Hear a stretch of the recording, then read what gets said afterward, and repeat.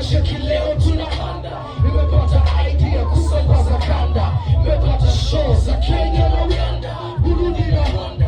Twende pamoja, twende tukasake chanda. Mungu akijali unazuia kibanda na miliki kiwanda.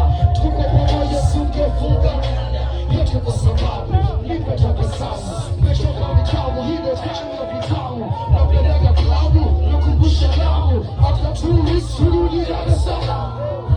Tumetesa